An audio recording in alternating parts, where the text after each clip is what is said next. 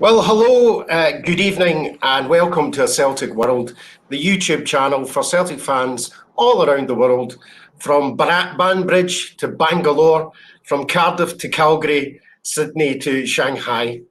We connect Celtic fans all around the globe at these times, Mondays and Thursdays, and let me show you those times. So you should be able to find us either live or after, and if you do come in after, remember to like and subscribe and get us our numbers up. So I'm joined this evening with a brave band of brothers who are going to try and make sense of it all for us. As I said backstage, I was going to do stuff on Marnog being the saint of following St. Columbus and Kilmarnock deriving names and Killy pies and all that, and I just kind of get into it. I think we've got more pressing things to talk about this evening. So let's go through and say hello to everybody. Steve, do you want to start with you and introduce yourself, and how are you doing? Yeah, I'm doing all right. Obviously, we've had better days. Obviously, it makes a defeat even worse when it finishes at 1 o'clock on a Monday morning. And you're so absolutely spewing with anger you can't get to sleep for about another hour, and then you have to clamber out your bed and start the commute to work in the morning. So I've got more and more grumpy about it as the day goes on. So stand by. Absolutely, and I think we'll definitely use this as a therapy session for ourselves and anybody in the comments as well. Brian, do you need help this evening, or are you going to help us out and give us a new view on things? Yeah, well, I watched the match. I was down my hangover, met up with a couple of old school friends and myself and Gavin's at the weekend. Shout out to Marty, Johnny, and Tim and Buzz. So I was lying in my pit, dying with a hangover, and to be honest with you, the game didn't really help too much. Look, I think we just need to put it all into context and let it get, not let it eat us all up and overanalyze and death by 1,000 cuts. But just get in, analyze the game. We'll move on. Hopefully, it'll open the biscuit tin. Hopefully we'll get one or two in. But yeah, disappointing. But looking at the conditions was what the rain coming down. Just knew it wasn't going to be our day. But yeah, I'm open to a wee bit of therapy. We'll all look after each other today. All right, and Ian, are you back with us? You went off social media, but you're with us now. You're okay, strong enough. Yeah. I decided to just limit my social media because I was just going down a deep, dark pit of despair yesterday. Hopefully get a bit more of a level head today, but let's see how the other guys rub off on me. If you unfortunate turn of phrase, but it's okay. We're in very different parts of the world. We should be okay. All right, let's get into it then, lads. Okay, so let's start with, we'll go to the team selection, and that is the team. Was there anything surprising there, Steve, for you? No, well, there was. I mean, the thing that sort of frustrated me the most about the team selection was the absence of Marco Tellio from the bench. It seems to be he's in one game, then he disappears out, and then he's in again, and then he's out again. And just to see Yang appearing on the bench there was really, really frustrating for me because he was so bad against St Johnstone. Yeah, I really thought he was going to spend a few weeks in the stand, and really that's what he should have been doing. When you consider guys like Gustav Lagerbielke had a couple of ordinary games and he sank without a trace and never been seen in weeks, months. But Yang has a terrible game, worse than anything Lagerbielke had, and he's back in after a week out the squad. So I don't get that at all. I thought Marco Tellio, obviously I'm a little bit biased based in Australia. We always like to see the Aussie guys doing well. But I think he done okay in the short space of time that he got on the field. And I think he deserved his shot on the bench. And I didn't get that at all. The rest of it sort of much of a muchness, really. It was the best what he had available to him. We all knew that Cameron Carter-Vickers had took a knock. So it was unlikely to be risked on that terrible pitch down at Kilmarnock.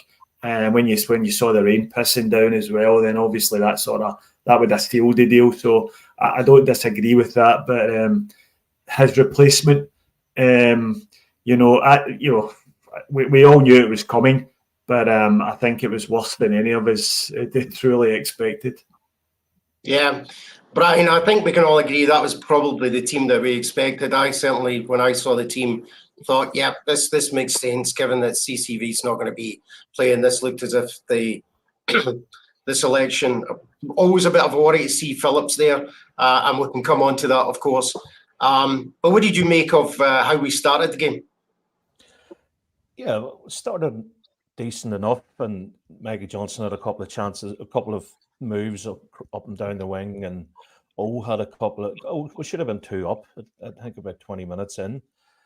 I don't know. I just thought we're very, very predictable. Everything seemed to be going through Phillips. He was the playmaker, and if you watched him the other evening or the game yesterday, he was like Bambi on ice. I agree with what Stephen said about having Tilio on the bench. Again, he could have been a bit of a wild card, could have been, something different, because Kilmarnock have obviously beaten us already this season in the League Cup. They know how to play. McGuinness knows how to play against us. So it's always good to have a wild card kind of player about the place. And who did we have on the bench? Burnaby and Forrest, Yang, as Stephen mentioned earlier.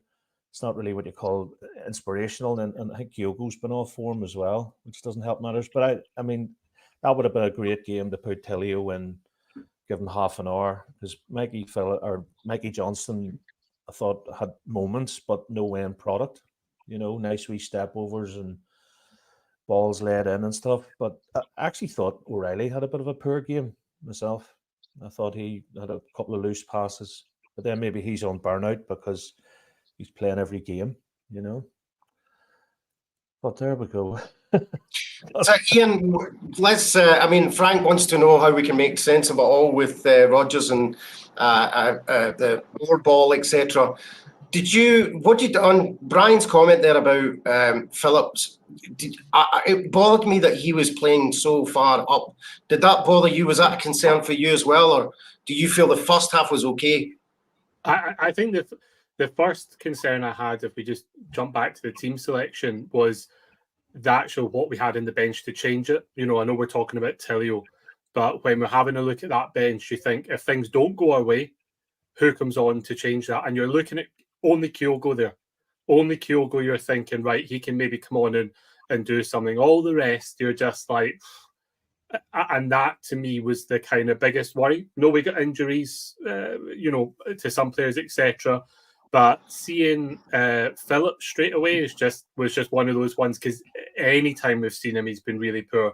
And you think to yourself, you've got Lagerbielke, who's a player of the year in a league that has plastic pitches, who's actually done pretty well, bar like one sending off and things like that. So I thought the first half, we were in the South Wales CSC, and at half time we said, we need another 2 here, because they're definitely going to score. Kilmarnock are definitely going to score. The warning signs were in the first half. We get away with a couple.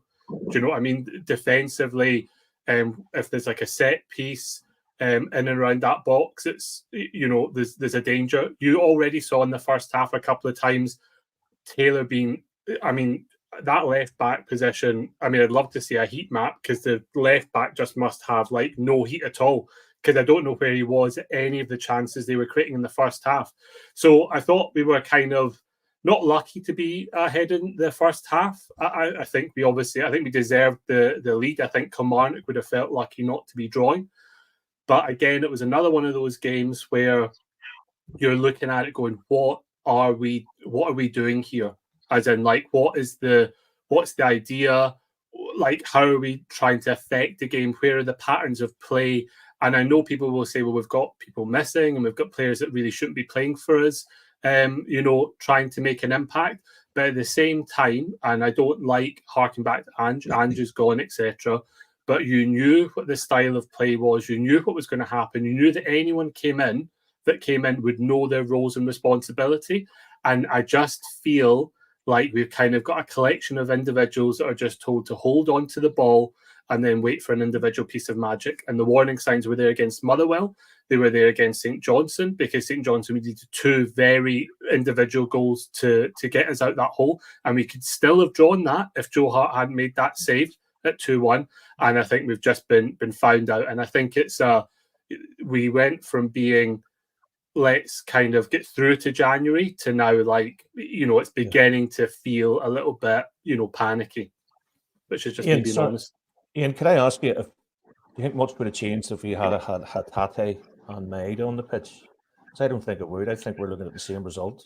I think Hatate is probably the biggest miss for us, and I say this in terms of he's the one that kind of progresses the ball forward, and individually he's very good at that. Like, he'll keep going, he'll keep making space, driving forwards, and creates a lot of opportunities for others. I think you've actually seen one of the main reasons Kyogo's dropped off is no one can get the ball to him, no one can find him making the runs. And it kind of looks like Brendan Rodgers doesn't know how to manage him. But I just don't think we have like Hatate in there that's playing the balls, that's making use of Kyogo. And Kyogo's just walking about with no one finding him. And O'Reilly's playing a lot better than he did last season in terms of his goal return, because he's been asked to play a different role. But we're really missing someone to get the ball to Kyogo to kind of make something. And Maeda, I think, is always a big miss just because of his work rate. I know he has critics, but I just think, and look, I'm not going to hammer Mikey Johnson anymore. I think he should be gone in January. I think all the talk around him has just been wild in terms of him coming out saying, "Oh, it's my last chance" and stuff like that. He has been average at best the games that he's played, and I think the fact that we're reliant on him is a shocking state of affairs. Said it at the beginning of the year on this podcast, and I say it again now. I actually kind of disagree slightly, Ian. I think we're missing Maeda more than Hatate, and the reason for that is because he's left Greg Taylor brutally exposed, and the reason why Taylor looks so bad, and my God, he really does look bad. Everything they did came down that side. The 2 chances they had in the first half, and the 2 goals he scored in the second, and numerous other chances he made, all came through Greg Taylor. And I think Maeda playing in front of him helps him enormously. So I think, if you had Maeda in that team, I don't think Armstrong gets as free a run at Greg Taylor. And I don't think their chance creation from that side would be anywhere near what it was. So I get what you're saying. We do miss Hatate, but I think Hatate was having a fairly poor start to the season anyway before he got injured. He hadn't hit form yet. So I just feel as if Maeda is a big miss for us at the moment, certainly in a defensive sense. A question about Taylor, if I can. I think, there's a separate debate about we needed to strengthen left back, clearly. But would you not, I mean, I don't know, because it kind of feels like a bit of, you feel like you're the crazy one. Has it not been very apparent for the last 3 or 4 games, if not longer, that Taylor is wildly out of form, wildly exposed? And why has something not been addressed? And I'm not saying Bernabei is the answer, but I think a training dummy at the moment might have a better presence than Taylor. I'm wondering why Rodgers has not looked to mitigate that, because that is what everyone... I mean, we saw him again getting pushed into hard corners. I mean, it's crazy that this is happening games in a row and it's not being addressed. Well, I mean, I would see anyone there except Greg Taylor. We had a conversation the other day about when Ralston came on last week and played left back for a while, and I said that's not something I want to see. But to be honest, I would consider it now. I would consider putting Ralston at left back in front of Taylor. He's just so bad. But on what you said there, I mean, Taylor's lack of physicality is getting brutally exposed, especially at corners. And I don't know why they wouldn't at least try Liam Scales at left back and bring one of our other 100 centre halves we have sitting around the place, bring them into the first team and push Scales out there. Now, if nothing else, it gives you an extra physical presence at defensive corners and in offensive corners. And I don't think his attacking output would be any worse than Greg Taylor's. I just can't see that. So, yeah, I agree with you. It's unfathomable to me that Greg Taylor's still there and still the first choice left back for Celtic. He's nowhere near it. And he probably would struggle to get a game with Kilmarnock on his current form. Tell me about Steve. So in the 23rd minute, he sends the ball over the bar, and then only a few minutes later, he does exactly the same thing. Do we have a problem with the quality coming in to replace our key players who are those who are not performing? We've discussed Kyogo on other shows and wondering how he fits into the team. Is there a sharpness missing from O, or is it this is the level that we've to expect, or we've got to stick with him and see what happens because Kyogo cannot find his way back into this team? Well, it's a difficult question, isn't it? Because we really don't have any other option at the moment. So if it's not Kyogo, then it's going to be O. But look, I don't think O's up to it, to be honest. I think he's got a long way to go before he's going to be at a level where he can lead the line for Celtic. He does a lot of things well. He shields the ball well. He won a lot of free kicks even yesterday and got us up the park a few times. But his finishing's just not up to scratch. He had a number of chances in the first half which could have put the game to bed before half-time and fluffed them all. So, I said in the summer window we needed to sign another striker, someone who's closer in level to Kyogo than O, someone to put a real bit of pressure on Kyogo. This is before Kyogo lost his form. And I would say even more so now, we definitely need a new striker come January. And that's not even before you consider the Asian Cup. And we might be losing Kyogo and O for that. And, God only knows who we're going to play up front when that happens. Maybe Mikey Johnson again, God forbid. So, we really do need to address that. And it's becoming a little bit panicky, as Ian said, but we're hanging on in there trying to get this January transfer window in the hope that there's some real quality waiting to come in. But to be honest with you, there's not really any evidence of that. From the summer transfer window, if you take that one and have a look at that. So I don't know, but we definitely need a new striker. There's no question about that in my mind. Yeah, and get us out of jail, Brian. On the first half, we get a goal from the usual suspect, saves us. Well, part saves us at least, gives us a hope. Were you happy enough with that? We just finish off the first half. Yeah, it was. The fact that he was there, O could have taken a few leaves out of Matt O'Reilly's book, but I agree with Stephen. I think O's not the player, and it's when you look at what's out there, we can't. There's a guy plays for, I don't know if you follow the German Bundesliga, but I'd followed last year their second division. There's a guy called Tim Kleinheist who they can get from Heidenheim. He's about 6'2". Banged in 30 last season. I'm really surprised nobody's gone for him. When you look at Miovski as well, who's about to place, going off from one as always. But we could have been playing there 180 minutes and nothing would have happened. Maybe let another goal in. Good anticipation from Matt, but I think he didn't have a great game as well. How can anybody have a great game in those conditions? But it is what it is. They know about it. I'm looking back at what Ian was saying about Ange, not looking back, but we had 3 people lined up. Remember the January transfer window last year? He brought Maeda in, brought Atari in, and Iraguchi. There's not even a sniff of who we're bringing in at the minute. It's all conjecture and rumours. And whereas these guys, I think it was the 31st of December, they got announced. And we're nowhere near. I mean, there's not even I don't know if you guys know anything that's going on, but certainly there's no movement. We'll come on to that. We'll come on to that. Yeah. So we'll finish off in the first half unless anybody's got anything else about that. But I think we've probably covered most of that. Ian, unfortunately, I'm going to come to you for the second half, and this is where it gets very difficult. Where did it all go wrong in the second half?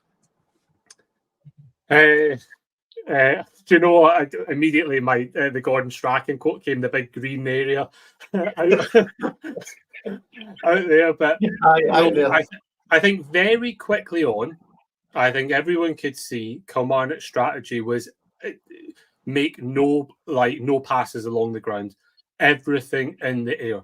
It was very apparent. Everything was just going long. Everything was going into the air. Everything was made into physical, and they were looking to win the second ball, if not the first ball. I think that was very clear within the first 5 minutes. And I think, one of the things when Rodgers came back and a lot of people got on board with was his ability to spot a problem and then tactically change. And I think a lot of us thought, right, well, he's going to switch to a back five here now because Taylor's woefully exposed. They're just going to go long balls. So three at the back's going to, deal with a bit of that and kind of maybe solidifies up. O's doing well at holding up, like we say, but he can't finish his dinner. So we need like a Kyogo on there.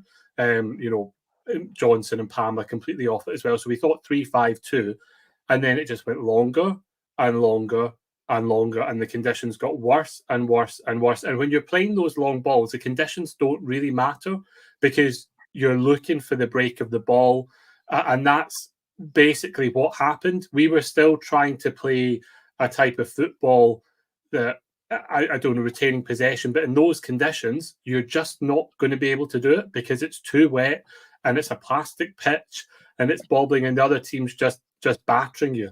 Do you know what I mean? And I think we could all see that. And I think the longer it went on, you were just like, there's no, and this maybe goes back to what I said earlier, right?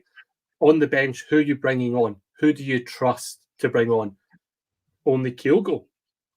Do you know what I mean? And then he comes on and then he's not getting any of the service because the ball's just going long. We're not winning a second ball because there's no one there to win the physical challenges of the even the first one. So it felt very much like a ticking clock. Didn't feel at any point in that second half that we were going to get anything out of it. It felt like the second goal really felt like it was coming. And I think that's, it's a shocking situation to be in. So let's talk about that own goal then, Steve. Do you think there's any sympathy for Phillips in that situation, or just had to do better than that?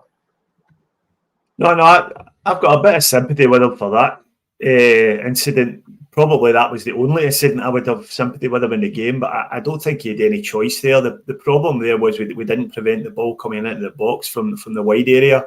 And once that ball is coming in at that angle, he's got to try and get a contact on the ball because he doesn't know what's behind him, and nobody's obviously shouted him to leave it. And even if he did, he's probably going to have. You teach your defenders not to take any chances, so he's got to try and get contact on it. And unfortunately for him, he's diverted it into his own net. But to me, the problem was, the space Armstrong had down our left hand side again. All day long, he had the run of the field up there. We made him look like prime Leo Messi at times, and he just tortured us up that side. And I think it's a really sad indictment of the squad we've got just now. Is if we signed Armstrong next week, and I'm not saying we should, it would be an improvement on what we have. Danny Armstrong would be an improvement on what we have. Now, we're talking here about a Scottish football journeyman here, a 26-year-old journeyman who came through the youth set up at Hamilton Accies and ended up at places like Raith Rovers and Dunfermline. But he's probably a better winger just now than at least 3 out of the 4 wide players who we used yesterday. I'd say maybe Palmer gets a little bit of a pass mark, although he did have an off day. But that's just such a sad indictment of where we are as a squad at the moment, that guy would step in and improve us. Brian, the second goal for them, it goes under Hart. Lots of comments there about Hart and people making their feelings known. Are you finding yourself watching, as Steve says, other teams' players and thinking they could actually come into this team? I found myself doing that in a game recently with our keeper, thinking he'd do all right if he came in. Yeah. Was Hart to blame? Have we got to that stage where others are just tempting us who never get a look in? I just think there's no confidence in the back line at the minute, and that again, CCV would be one player every week. He's the man to come on. He's the man to start. Build a team around him. I don't know. I think it's Joe Hart's finished. I really don't know what to do. Brendan keeps saying there's too many players about the place. Do you know what I mean? Well, where are they? If there's too many players, he wants to trim the squad down. Jesus, could you imagine if he trimmed it? There's not many players picking up a wage. that are not doing anything. Yeah. You know what I mean? I just don't know. You know, there's no challenge. You look at the positions. There's no competition at left back. There's no competition at goalkeeper. There's no competition right back. You can't really say Ralston against Johnston. CCV's nailed on every week. McGregor's nailed on O'Reilly, Kyogo. You know, we need to have healthy competition, and we don't have it. We don't. As Steve and Ian said, and yourself, Taylor's just. I don't think he'd get on for Kilmarnock at the minute. I really don't. Does he just persist with what he has and hope in the hope that they come good? But look at your big fella, the big Japanese guy, Kobayashi. Where's he? You know, he just had one or two really bad games. Lager Bielka is another one. Nawrocki, Polish international.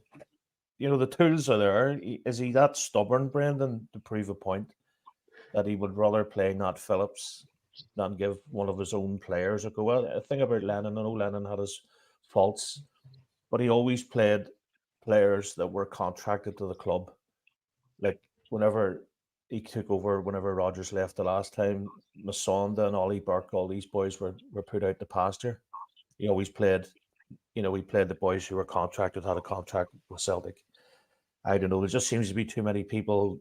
Is Nat Phillips looking behind him because Joe Gomez is not playing too well for Liverpool at the minute? Is he thinking, right, I'm going to go back down the road here and get in?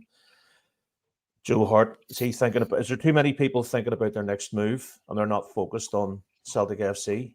Is Joe Hart thinking, well, maybe America, maybe go down and don't know, maybe try, you know, Qatar for a season or two? There's how many people can you safely say have got their head firmly in the game at the minute? There's not too many Turnbulls. I think looking away, you know. Sorry. Just go back to Joe Hart, because I think it's a good point to look at Joe Hart, because I think everything stems from that. I think in the first half, I mean, I don't know if everyone else saw it, but there's a point where a corner came in and he did like a star jump in the middle of the box with nothing. He just did a star jump. And I think you were saying, Steve, about Phillips would probably have tried to clear it anyway, even if he didn't get a shout. Well, he didn't get a shout from Hart in the replays. He didn't get a shout. And I think that's the problem. I think there's too many people are trying to take that responsibility because they know that there's an issue with Joe Hart when balls are coming into the box. They know there's a gap at left. So it's kind of almost becoming that we can't rely on everyone and trust everyone. There was a couple of moments in the first half where Scales wasn't passing to Taylor. Palmer hardly ever passes to Taylor in the overlap because he's like, that's a wasted ball. And I think you can see that. And I think if you can see that on the pitch, I think the players themselves will know that. So I think there's definitely a problem with Hart in terms of he's still a good goalkeeper, still a good shot stopper, but he's not the commanding presence we need, especially when we're under pressure like we are now. And the other point there is about, you know, what is Rodgers looking for, who's Rodgers playing, etc. Bear in mind, Rodgers is taking over, a treble-winning team. Do you know what I mean? These players have not all become this bad overnight. I know we've got a few missing, but some of them look. I tweeted it out, and it was kind of the question is who's actually improved under Rodgers. There's an argument for O'Reilly. Someone made the argument for Mikey Johnson because could he get any worse? But apart from that, everyone else has regressed. So let's talk about. I think there's a little bit of revisionism going on here about Angie's time at Celtic, and it's been pretty rife on social media, especially today. I think this team and this squad has been on the slide for about the past 12 months, certainly since the winter transfer window last year, when there was really no one brought in who made any impact on the first team squad apart from Johnson. The second half of the season, especially the last 7 or 8 games of the season, were pretty much of a slog, and I don't think we ever played well. And that was when Taylor's form in particular had started to slide then. And I think what you're seeing this season is just a continuation of that. And if you add into that the lack of signings in the summer and the people we have out injured, I think it's all just a perfect storm. But just getting back to their second goal, I think it's probably a bit harsh to lay much of the blame for that at Joe Hart. I think there's 3 people have a lot of need to shoulder a lot more of the blame than him. The first one was Callum McGregor. who didn't follow his runner into the box, and when Armstrong just slipped him in. The second one was Liam Scales, who didn't put enough pressure on Armstrong. He was just scared of him. He just backed off and backed off and backed off. He was just terrified he was going to do him. And the third one was Nat Phillips, who was far too deep and played them all onside. So any one of those three guys does their job correctly, then they don't score. But they all three of them dropped the ball at the same time. And, you know, Joe Hart now, he makes saves that you expect him to make, but he's not ever going to do anything out of the ordinary. We need a keeper. We know we need a keeper. There's probably not much point in us all banging on about it again tonight. The whole Celtic social media is alive with that sort of talk. And also, just on one last thing on Greg Taylor, when that goal went in, just as the ball hit the net, you could just about see him jogging into the picture. He got caught up the park and made no effort to get back. He just didn't burst a gut. Didn't, you know, and that's getting back to talking about Daiza Maeda again. If he'd been in the team, he would have burst a gut to get back in and shut down that space for Armstrong. And I thought that was just summed up Taylor's performance. I went back to get this comment about from Marty Boy about Brendan. Does he look unwell? He's under pressure. If he's nowhere to go, if he fails at Celtic. I want to tackle this one, Ian, if you don't mind, about seeing.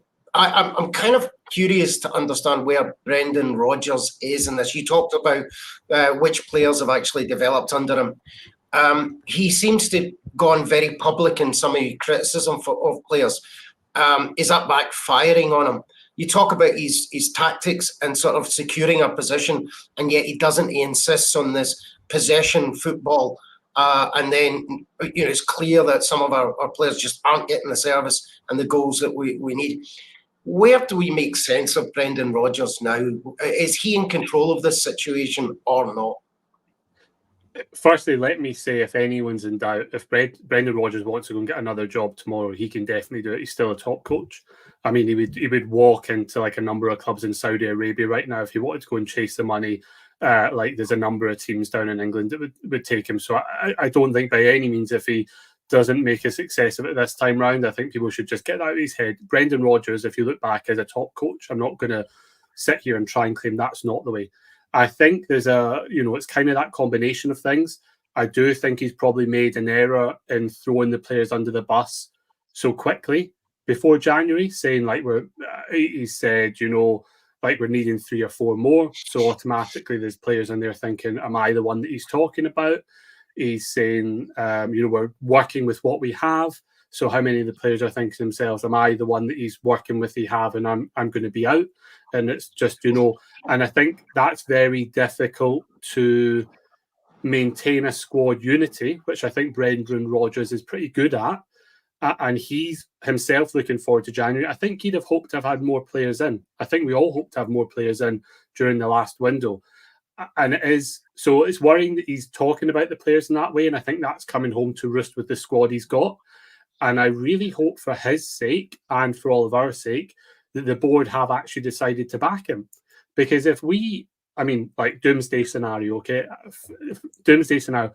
If we lose to Hearts and then we're going into that last derby game of the year with the potential for Rangers to go top, and then the unthinkable happens and they do, then it becomes completely different. Do the board back Rodgers and give him the money to get the players? I'm not sure our board will. I think there's loads of problems there. So I just think we're in a very difficult position, and it's difficult to pin down, as Steve was saying, it's difficult to pin down one thing. I think we've got a real perfect storm of things coming around. And what I would say is Brendan Rodgers has been in that storm in a different, he's been at Liverpool, he's been it with us, he's been it with Leicester. Hopefully he's learned it and he can steady the ship enough to get us to January and get us those signings in, because it's not looking good. All right, so I think what we've got to do is come on to talking about player chat, because we do see it quite a bit at the moment. Some of the names that have been mentioned, so we've got Stuart Armstrong, we've got Kieran Tierney, names getting mentioned. I don't know whether or not that's just people looking for clicks and likes on Twitter, whatever it is, or they just want some love. Well, let's give them some love. Are these the players that we should be talking about, or we should be be absolutely looking for mature, proven players valued from 5 to 10 million, or are we going to spend more? What's your view, Steve? Where do we go from here? Oh, it's very difficult, because it's an old cliche that January being a difficult month to do business, but it happens to be true because most teams don't want to sell their best or their better players halfway through a season, and most players don't want to make big career decisions halfway through a season. So we've had some success in the past in January, but more often than not, it's been very low key, and we usually just bring in loan signings. So look, to be honest with you, the modus operandi of this current board, I wouldn't be surprised if it's loan signings we see just to try and get us through to the end of the season.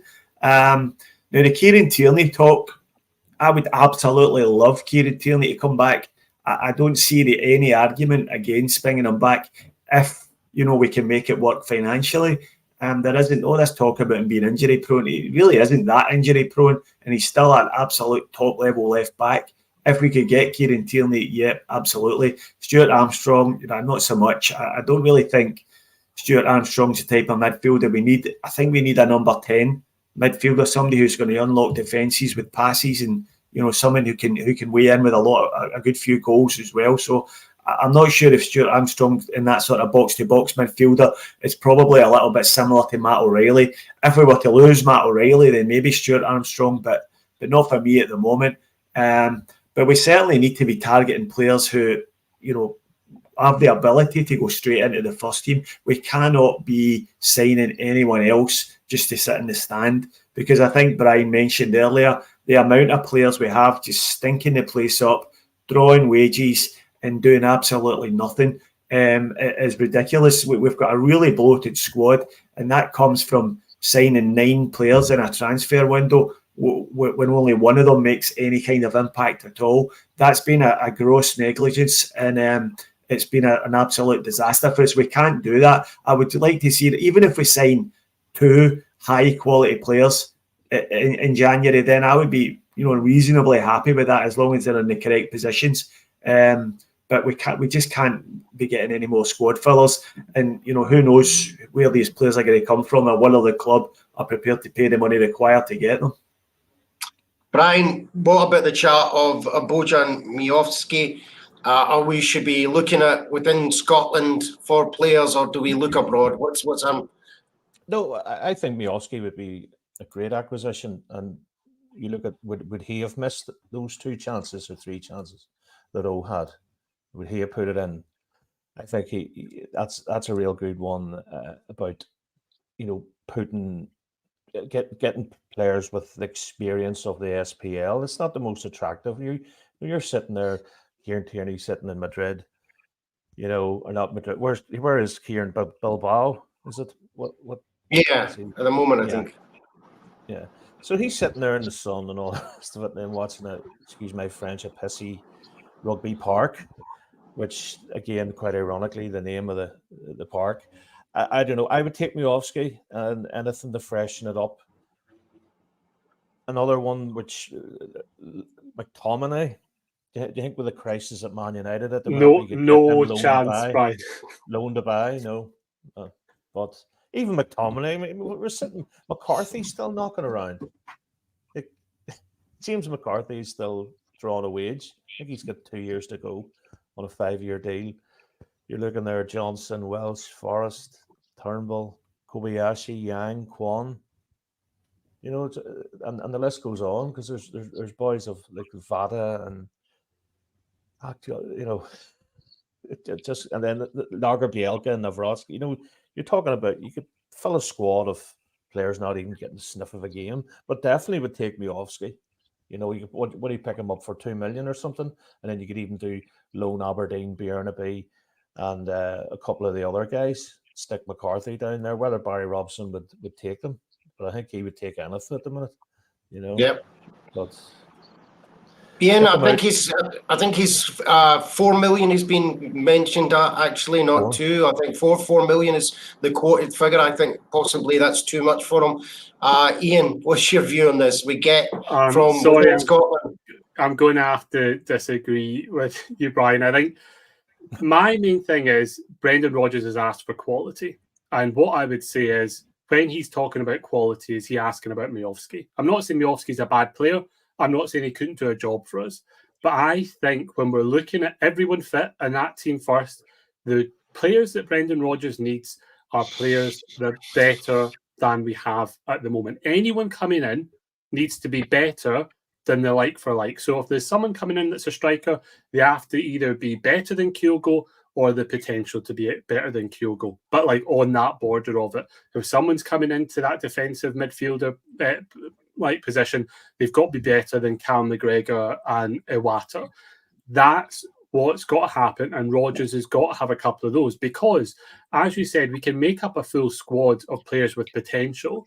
And the issue we've got is now, because I wouldn't write off I think just needs games and needs to be kind of not be the main man, but be able to develop in the way that he needs to develop. The same with Yang, probably needs to develop because a lot of these players are coming over and it's a completely different culture, different style, etc. But the issue is we've got no avenue to bleed these guys in or kind of give them the platform because we don't have those experienced players that Rodgers is obviously looking for to help them through.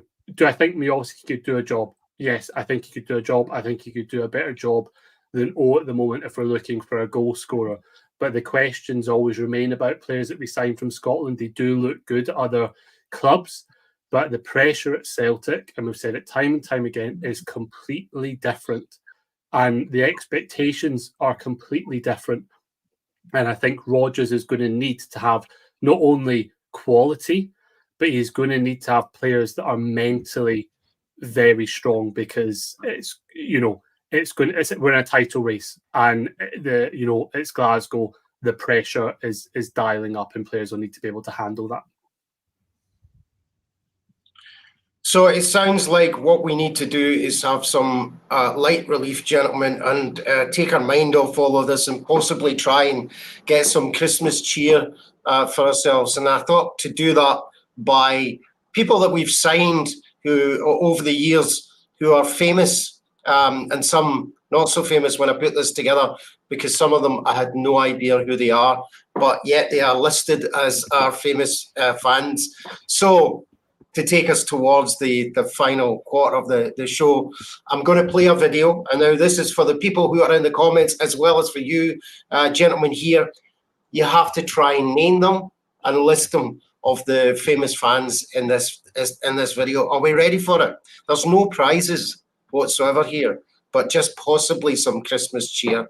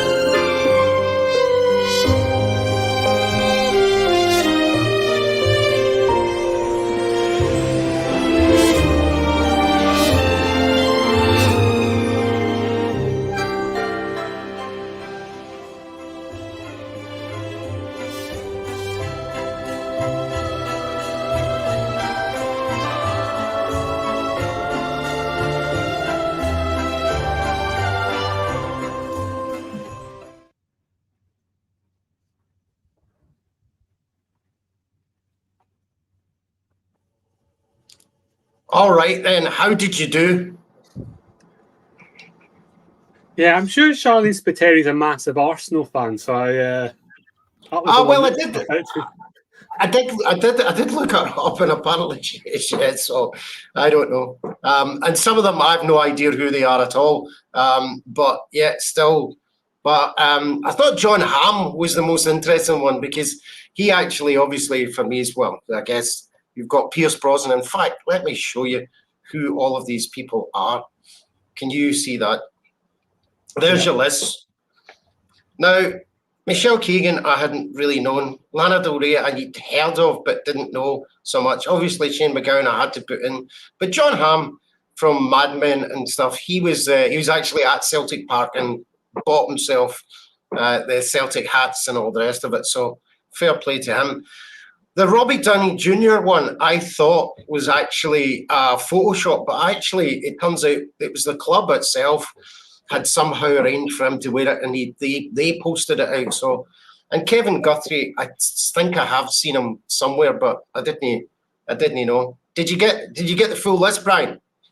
Were you on it? I reckon I got about 14. I didn't know who Kevin Guthrie was. Lana Del Rey. Oh, I know who Michelle Keegan is. Oh yes.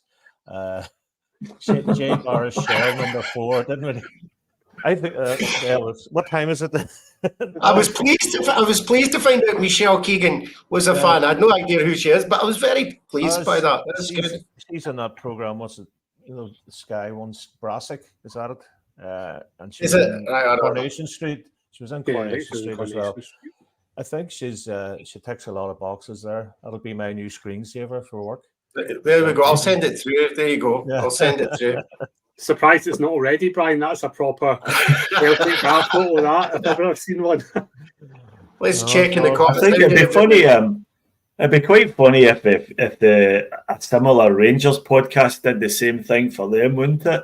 There would probably be Wet, and Lana Wolf would be the only two that would be on it.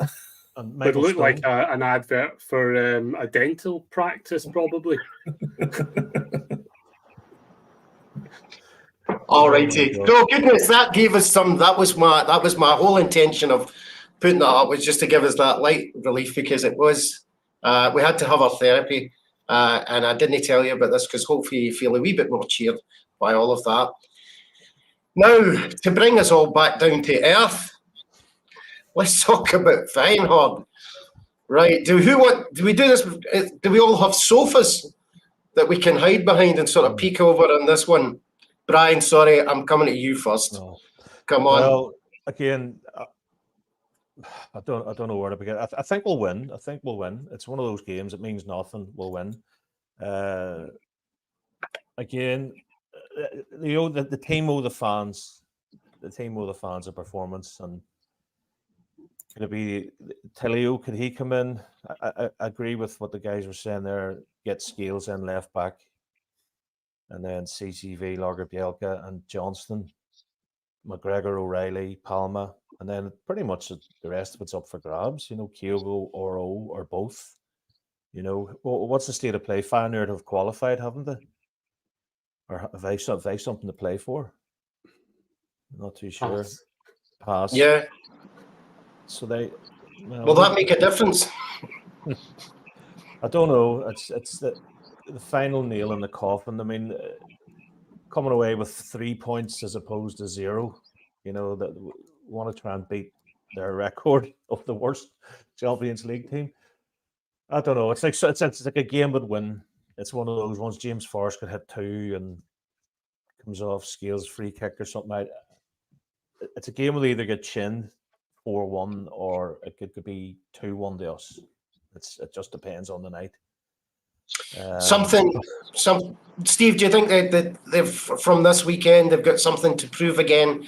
Rangers has got something to prove in Europe at least. His record doesn't stand very well at the moment. What do you think? What do you think the reaction's going to be? Yeah, look, I think they'll be desperate to win the game, but on a personal level, I'm struggling to work up any interest, to be honest with you. I don't think we will win. I think we'll get beat. And the sad fact of the matter is we're just sadly lacking at that level. We don't have the players. And Greg Taylor still going to be at left back. Liam Scales will be in the defence. And Feyenoord have got some good players. They've got a really good striker, Jimenez. And we just won't cope with that. And we will definitely give up chances to them.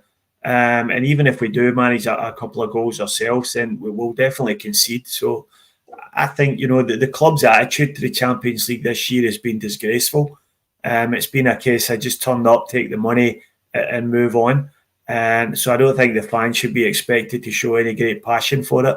I'll be sitting on a train. It's a 7 a.m. kickoff. So there'll be all sorts of citizens of Sydney will be looking at me, this strange Scottish guy jumping up and down on a train or cussing and swearing at an iPad. So that'll be my experience of watching it, but I'm struggling to generate any interest. I did actually go to Sydney CSC at that time in the morning to watch a European game about 5 years ago. So I know exactly what that was like with me and my brother going with Celtic caps on. It's an interesting experience. There's always someone drinking, which is the interesting part of it. I couldn't myself, but actually, just standing next to people at that time in the morning where they've got pints, it's very strange. Ian, where will you be watching? Will you be at CSC? Are you looking forward to this? Do we go for it? You're going to miss the Green Brigade, you think? Tell us your thoughts. Yeah, I'll be down the South Wales CSC. A couple of the boys are actually going up for the game, unfortunately for them, because I think it's nice to always get back up. But when they actually booked the trips, I think they were full of optimism, and that I think is well and truly evaporated. I think we'll all be looking at that team sheet, right? I think Rodgers is. I think he's got to do something. I think he's got to address the left back position. I think he's got to bleed either Naroki or Lagerbielke back in. So I wouldn't be surprised to see a 5-3-2 or something. I think he probably needs to do or try something dramatic to try and at least prepare for a run-in towards the Derby game. Are we going to miss the Green Brigade? I mean, look, I think we've all got friends who are season ticket holders, and I think everyone is saying the same thing, that the atmosphere has really, really been impacted. I think the blame lies with the board. I think it's a problem that's not been solved. I did think to myself there would be some sort of resolution before now, especially with the, we want a partisan crowd in the Derby game now. And if we have a partisan crowd without the Green Brigade, I'm not sure what that looks like. So they're running out of time to get that sorted. I can't see the way that, we've seen some of the statements from the Green Brigade. I can't see them compromising in terms of their beliefs, and nor should they. Let's not go down. Let's not go down into that. But yeah, it's the atmosphere is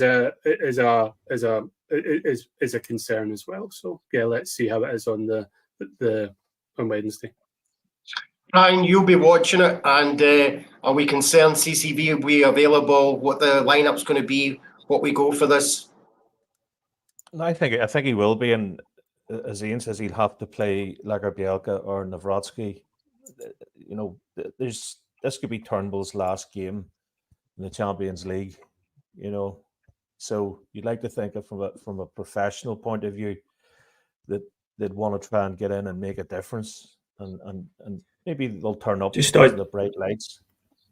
Sorry, Stephen. Just on Nawrocki. Nawrocki's not in the Champions League squad, so it won't be him. Sorry. So if he's going to make any changes at the back, it will be Lagerbielke, and I just can't see that. I can't see him Lagerbielke coming all the way in from the cold straight back into the team, which is why I believe it'll be Carter Vickers and Scales again.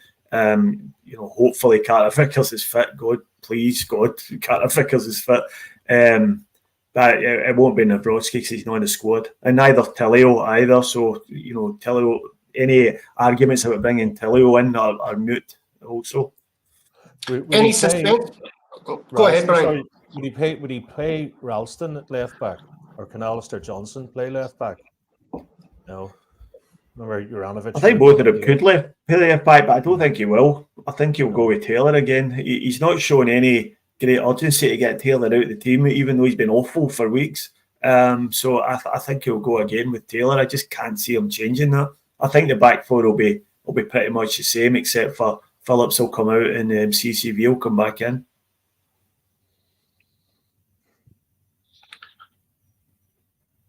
All right, gents. So we've got to that time of the show. We will do socials, and I was just missing a beat there because Steve sent me one. But I'm going to come to you first, Steve, for this one. Oh, you could do. Yeah, I just put this one up. You just thought I'd mention it that this upcoming anybody watching from the Sydney area. This upcoming Saturday, the 16th of December, the Sydney City CSC have got their annual food drive where we collect food items for a worthwhile local charity. This year, it's a charity called the Bayside Women's Refuge. A charity that helps the victims of domestic violence. So there's 2 drop-off points in Sydney for food, one in the city at Scruffy Murphy's and one out at Coogee. And if you go onto the Sydney City CSC Instagram page or the Facebook page, you'll see details also of a PayPal link where you can make a donation if you want to. So please try and give generously if you can. Let's all try and remember exactly why the club was formed in the first place. If you scrape away all the nonsense and crap, this is what we're all about at the end of the day. That's wonderful stuff, very touching, especially this time of year. So that's great. I had one earlier that I suppose I could have put it up, but we'll keep it with the socials. I thought Celtic Stats and Trivia. What do you guys think on this list? Joe Hart bench, Scott Bain time up, and so on. Are we going for this one? Does this look like a sensible list? I saw this earlier, and I think the problem with these lists now is we need to see who comes in January. I mean, like there's some in there that you obviously you agree with, some you're like, like Stephen Welsh times up. I think Stephen Welsh can be a decent squad player, but it just depends on how everything goes. I just think these sort of lists, I think, we're getting towards that time that we will assess the squad, and I think it's worthwhile. I just think we need to see who's coming in because we still got a long way to go. Fair enough. It's also not just quite as simple as saying sell, because somebody's got Kwon there, pointless -sell. And I agree with the sentiment. It was a completely pointless signing. But you can't just sell a player like that. Most of these guys are in 4 or 5 year contracts. So, 1, you have to find someone who's going to take them from you. And 2, you have to persuade them to go and someone's got to match their salary. So, in most situations, that's just not going to happen very easily. So, we're going to struggle to get a lot of these guys out of the club. And I think that chat's always, I'm always aware of this chat, but I never really sort of delve into it too much because you get this chat constantly, names will come up, etc. But as part of the interest, I guess that's what we do here as well. Maybe we talk our opinions and get them out there, and it's part of our therapy. And this was my sort of other host. This chap, I hadn't sort of heard of this guy before, Gavin McPhoto, but I thought this was, I found this, and he does drones over Celtic Park. Is that not a belter?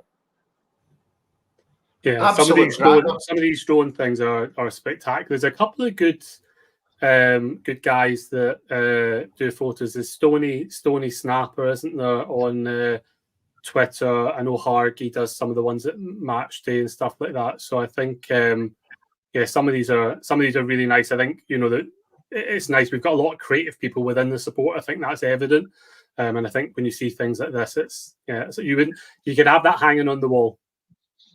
I think it's a beauty. So hopefully I'll be following him, and maybe at some point I'll be able to get myself one of those. Gents, we are up on time. Thank you very much for all of your contribution and the therapy. I feel chirpier, cheerier for it now as well. I hope everybody in the comments, as well as Frank, feel better. And thanks for Gav coming in and commenting as well. Look forward to the game this week, and we have Paul hosting on Thursday. So thanks everybody. Hail, hail, and we'll see you on Thursday.